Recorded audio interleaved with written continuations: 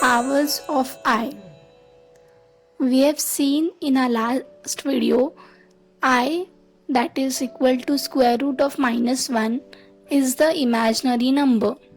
Now let's see some powers of I raised to n.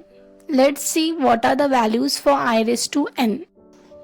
We'll see for I square. I square will be square root of minus 1 into square root of minus 1, which will give us I square equal to minus 1. I raised to 3, we can write it as I square into I, which will be minus 1 into I, that will give us minus I. I raised to 4, we can write it as I square into I square, that will be minus 1 into minus 1, which will give us 1. Therefore, I raised to 4 is 1. If we continue this further, we will get I raised to 5 as I raised to 6 as minus 1, I raised to 7 as minus I raised to 8 as 1. So, the values of I are getting repeated.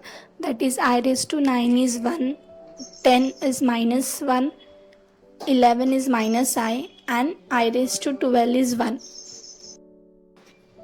We can observe here that the values of I are cyclic and constant. That is I, minus 1, minus I, and 1. These values are cyclic. I raised to 1 is 1, I raised to 2 is minus 1, I raised to 3 is minus I raised to 4 is 1.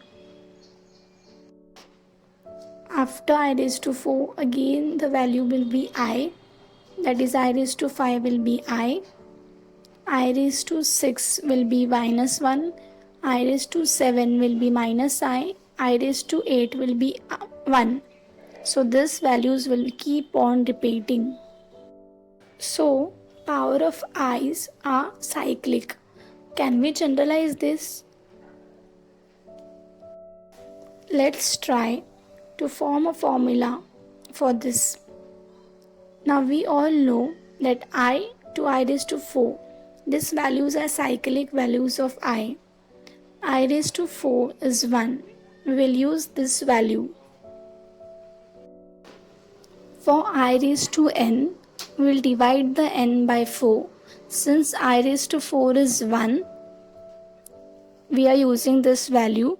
Dividend is n, divisor is 4, quotient is m, and remainder is r. We will use the formula dividend equal to divisor into quotient plus remainder. We can write it as n equal to 4 into m plus r. Now we have got a value of n. We will use this value of n. I raised to n, here we will substitute the value of n, that is 4 into m plus r. We will use the formula a raised to m plus n equal to a raised to m into a raised to n. We will get I raised to n equal to I raised to 4 into m into I raised to r. We can further simplify it as I raised to 4 raised to m. I raised to 4 is 1, so we'll get 1 raised to m into I raised to r. 1 raised to anything is 1, therefore I raised to m will be 1 into I raised to r.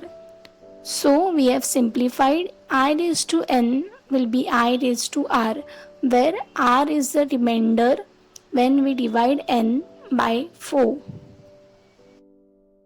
So generalized form for I raised to n is equal to I raised to r, where r is the remainder. Conclusion: value of I raised to n will be any one of I, minus 1, minus I, or 1 only. Second, if n is divisible by 4, then I raised to n will always be 1.